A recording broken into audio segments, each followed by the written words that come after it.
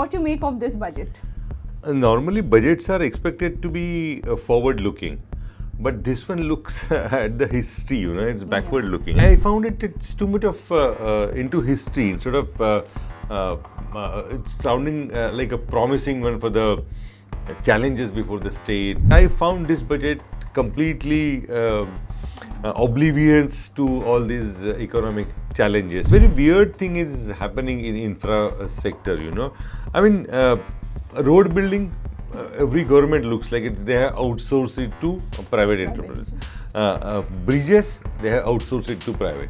Railway, except railway, airport is gone to private. So what exactly the state is expected to do? Shaktipeeth, the idea is excellent, but there has to be a time-bound plan. Keeping it open, it's not a healthy thing. What are the compulsions you saw the finance minister was going through? Ajit Dada, the finance minister, wants to cut some expenditure on one particular thing, and if that portfolio doesn't belong to his party, so this is the restriction. So BJP would object, or Eknath Shinde would object.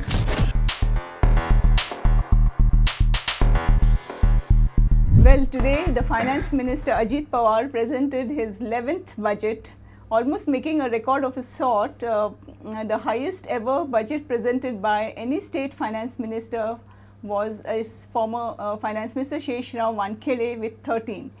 And looks like if Ajit Pawar continues for next 4 years as finance minister, I think he is going to break all the records. Girish, your first reaction, what do you make of this budget? Normally, budgets are expected to be forward-looking. But this one looks at the history, it's backward-looking, and that too of a medieval age, So kind of, kind of announcement made for various monuments of Maharashtra's great, right from Chhatrapati Shivaji to scholar Annabhau Sathe, So I found it's too much of into history instead of it's sounding like a promising one for the challenges before the state, what lies ahead, industrial planning. And when it comes to industry, it says soon we will come out with industrial policy. You have a time and a space for history, but not for the future. This is something I found it's not healthy from the Maharashtra's point of view. Yes, financially, I think this being the first budget after the victory in assembly elections, one thought they would come up with more innovative reforms financially. But from what we gather, the statistics, they have somehow retained the populist flagship scheme of the Ladki Bahin Yojana, allocation of 36,000 crore. And that probably has led to the doubling of the revenue deficit. And as a result, the capital expenditure has stayed flat. It's come down, in fact, actually. Last time it was 13% of the state GDP. It looks like for 25-26 looks like it's going to be 11%. So the most important factor where they should have put in more money, they don't have enough money. Obviously, there is so much of populist thing to be done, and they have to make people happy, voters happy, and they can't take back those schemes now. Fortunately, at least as of now, we can say that the promise was to raise the money by some 600-700 from 1,500 to 2,100. That has not been done. That's the only saving grace from the reforms point of view. Otherwise, reforms and all that don't mean there is nothing in the number which can assure you that state is taken a reformist path. It's nothing. As far as this kind of a budget, when it's presented, it looked more like as if they're going for our next elections. There's no reason why they couldn't have made some drastic changes, when it comes to structuring the finances basically. But here, when they're talking about today, again they reiterated $1 trillion economy. And the growth rate of 8% ahead. Basically, they are futuristic about it. But the point is, with this kind of budget, with no assured mopping of the finances, where are we heading again? So this is a big question. This budget has left all of us to think about. 1 lakh trillion, I mean 1 trillion or 1 lakh $1 trillion dollar. So that is something every chief minister has been talking about. But as we have said in the last Westside Story, what is happening? Maharashtra is looking stagnant, you know. State like Tamil Nadu, half the population, per capita income more than Maharashtra, you know. So that is something state has to have that thing in mind, you know, when they announce plans. I found this budget completely oblivious to all these economic challenges, you know. It talks a lot about social sector, you know, as you said, it sounds like an election budget. 46 lakh farmers will be given free electricity, and social housing, and there is a myth called affordable houses, you know. Affordable houses, I mean, that the scheme doesn't exist, but everyone likes to talk about affordable housing. I mean, you can't think of, when everything is going up, you can't have houses prices going down. But I found Ajit Dada, or for that matter the government, on this, the very first budget, let us down. One argument which they gave, the chief minister today in his media interaction did mention that, you know, when it came to the debt, though the figures look quite huge, you know, 8 lakh crores we have crossed, but when it came to the threshold of, you know, the limits of 18%, 18.75%, so they are well within 25% you know, threshold of GSDP. Now, do you feel that argument is sometimes is justified in the sense that, you know, Maharashtra probably is the only other state which has maintained that kind of fiscal discipline, if at all one must say. Majorities of the states have crossed 20%, and some have even kind of beyond 25%. But that can't be the thing we should be looking at, you know. We shouldn't be competing with those states which have crossed that limit of 25%. That's not the point. What you said is correct. Maharashtra is well within the limit. But when you are spending 56% of your revenue on expenditure, and you have just only 44% for the development, and that too you are compelled to cut down on capex, you know, which is the most important part for state like Maharashtra. So what is left? I mean, you may not have crossed that limit, but you have curtailed the expenditure, which is extremely crucial for the state. So, I mean, there are two ways of irresponsible behavior. You cross that limit, then obviously anyone can say it's very irresponsible. But equally irresponsible will be you don't cross the limit, but cut down on development. That is what we have managed. So on paper it looks like, we are well within the range, but it doesn't take us forward. From what one gathers is basically this, it shows they're struggling right now, you know, from because neither Devendra Fadnavis nor Ajit Pawar, who are very well versed with the subjects like finances, you know, I mean, they exactly know what are the constraints and what are the challenges, and they also know where they are caught up basically. So in that sense, though they're saying it in public, but I think, I don't know how far they are convinced with this kind of thing. But the argument they've given is, the focus is on infrastructure and ongoing schemes. I think the thought process which comes across is that not to give huge allocations or not to announce new infra projects, but continue with this. So basically the budget is a constant and continuity. That's what it comes to. But how does that help, you know, the infrastructure? Does it lead to generation of revenue? Does it addresses your problems of unemployment? See, a very weird thing is happening in infra sector, you know. I mean, road building, every government looks like they have outsourced it to private enterprises. Bridges, they have outsourced it to private. Railway, except railway, airport is gone to private. So what exactly the state is expected to do? I mean, they are talking about infrastructure. It's the whole lot of new projects being handed over to certain builders and contractors. So what is left with the state now? So number one. Number two, it's fine. The government shouldn't be doing anything particularly. I mean, such thing, it can easily take the help of a private sector. But then it should deploy its revenue for the larger cause. That is also not happening. What government has done for education? no word about it. Health sector is health sector, no word down. about it. I mean, you have 20,000 crore for health and 36,000 crore for Ladki Bahina. So what does it say? Number two, and the third point, which is extremely crucial, they are talking about the metros. It's wonderful. We need to have metro. The deadline was yesterday or day before yesterday. It has to be done. But equally important, it's state transport buses. Yes. That infrastructure for common man, what matters is public transport service. We aren't doing anything on that, and this is there's an affordability factor also linked to that basically. Yeah, and even now, whatever metro is ready, it is far below the projected number. Far below. Right. So I mean, 4 lakh was the projected number of passengers right from day one. It's not even 25,000.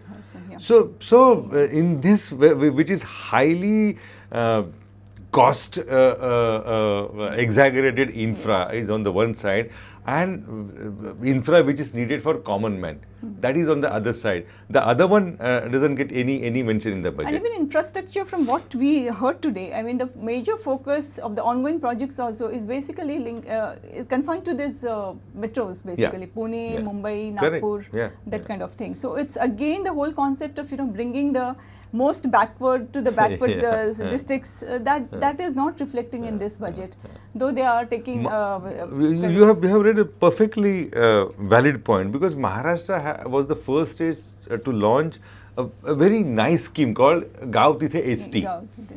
So every village was connected by the state transport buses. Now state transport bus service and establishment, the ST, is completely in doldrums. It's almost like near the bankruptcy. State has not been able to put it money for that, because state itself is finding revenue short on that front. And you have metros. Metros are for cities, and those are being built by certain contractors which are going to be benefited with long term. If it is a road, then they are given contract for tolls and kind of stuff, So in this case, what infra Maharashtra needs is the phrase these people like to use is last mile connectivity. We have it's like inverted pyramid, Yes. I mean, you have the connectivity for the top class, but the downside there's not much talk about. In the agriculture sector, I mean, what is your, because I think that was again, they have kind of retained the populist schemes of, free power to elect 45 lakh farmers, and that comes to like 14,000 crore. So on that, there is no rollback. And secondly, the crop loan waiver, thankfully, I mean, they've stopped at that. But what does it mean to the agriculture sector? See, when you have a very low base, even the small growth looks like a big one, That has exactly happened in Maharashtra. Maharashtra was negative. Maharashtra has registered negative growth just a few years back. Then it came to 1, 2, 3, and now we were 3 last year. And now agricultural growth looks like it will jump to some 8% and 8% plus. But on this issue, last year was really an exception, because we had a very good rains. Year before last, we almost had 12-month monsoon. Every month it rained in Maharashtra. Compared to that, except couple of extreme weather cases, Maharashtra relatively was good on the weather front. So that has helped Maharashtra. But unfortunately, when we talk about the farming community, the high yield has not resulted in good revenue for them. So, soya prices crashed, onion prices crashed, cotton prices crashed. So it's a zero-sum game for farming community. We have a good harvest, but prices drop, or government imposed export restrictions. So there is nothing that has happened that is good for the farming community. Now, if they remove those policy and then export-related hurdles, we can expect good. Maybe they're talking about market linkages and all that, but also again the procurement policies also, there's so many drawbacks in that, because it comes pretty late, and I mean, maybe that's the model, but I think there has to be some rethink, because the small and marginal farmers are already like not the beneficiaries in this whole current model in that sense.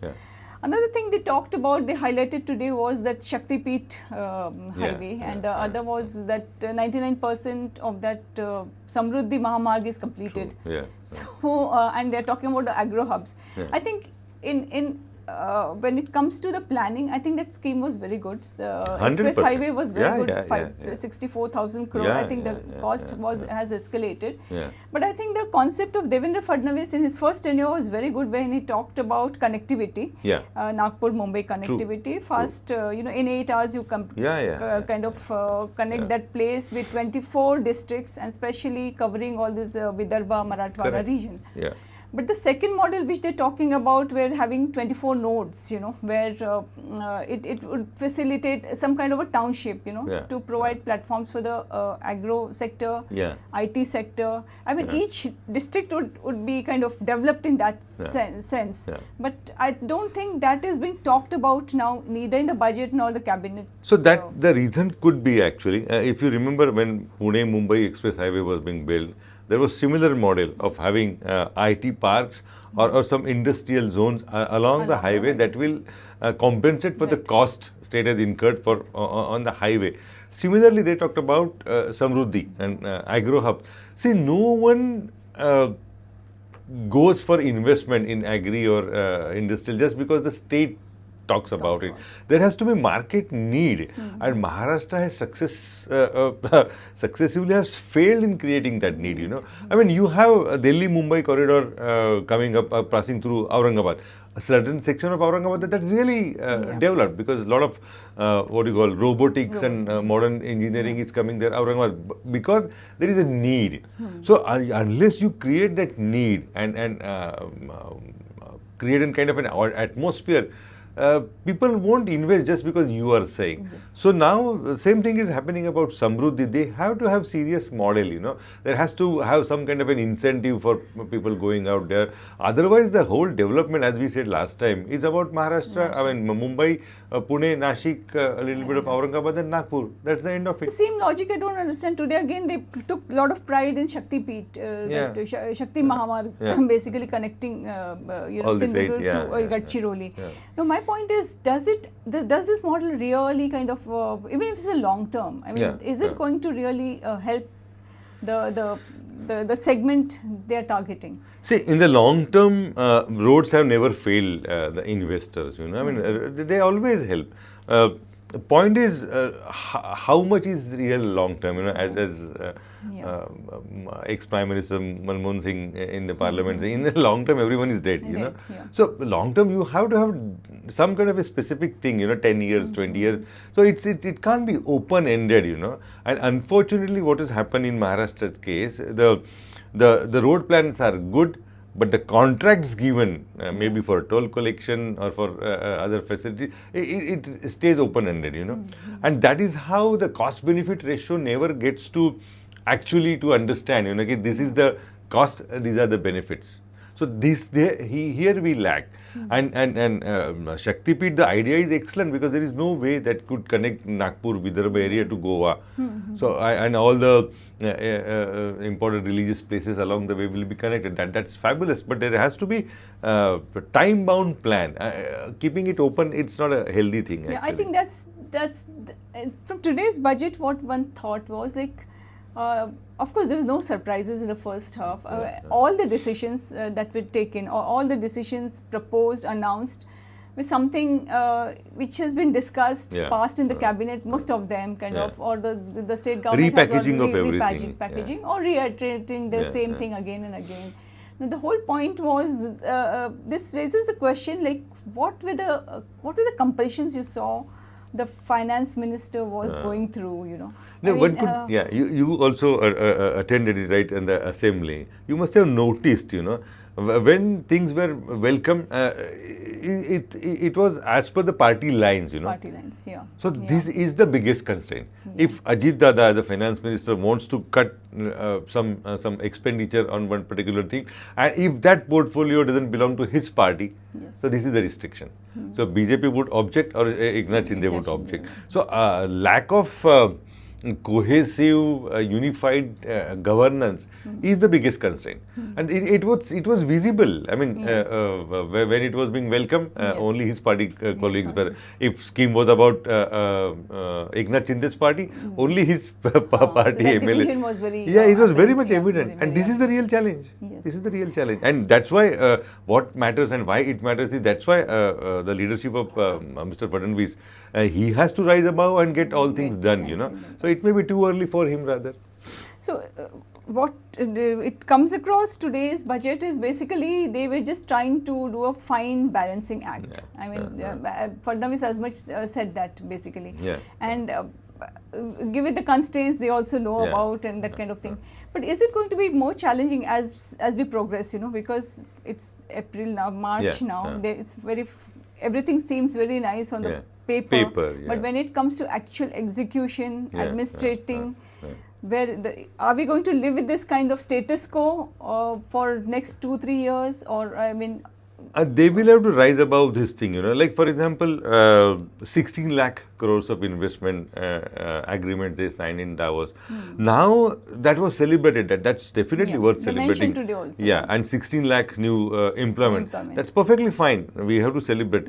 But now the next step is where these 16 lakh is going to come from, you know, and from which industry, where these are the plants, this is the region, and these are the employment figures. That stage we will have to wait, and let's hope that they have that kind of a planning, you know, and because one new thing they did was 1% tax on the four-wheelers owned by the individuals, CNG and LPG. I mean, how do you see that? See, there is too much about the what you call the green fuels. Honestly speaking, there is nothing like green fuel. Everything has its own environmental damages, you know. So now they have already surcharge on petrol and diesel. They can't think of having surcharge on EVs. So only one thing is left, that is the CNG. They have levied on that also. So this is the point we have been talking about. There are not many areas where state can mop up extra revenue, and it shows on this budget. You know, there is nothing about the excise. State excise. So one was expecting some policy, new policy, but do you think they held back for some? They held back, that's what. I mean, industrial policy, they held back. Excise policy, they held back. So the way it was presented was just to celebrate the moment of the budget presentation. And they did it. I think one must give him due. He has promised that they'll soon come out with a new industrial policy. Housing policy housing policy also. And but housing policy again, I think again, you already have Prime Minister's Awas Yojana, you already have the private sector. I mean, you have surplus houses actually. The whole point is affordability. I mean, and on that, the economics, again, they'll have to actually get back. They will have to bring down the cost of house building, you know. And the time lag in that, you know, that is not happening. So just close to Mumbai, small suburbs in the eastern side, houses are not being bought, you know, because they are surplus here. There is a surplus. There's surplus things, but again, they're just keeping the momentum. But from what looked like today, the whole focus was on infrastructure and housing, and probably they are trying to make an effort to show that these are the two sectors which are going to bring give some mobility actually to the sectors when it comes to revenue generation. I don't know how, but to what extent, and also employment. I mean, that's the thought process that seems to have gone. As far as the flagship programs are concerned, I think they ensured that it's not touched because of again the backlash from the constituents.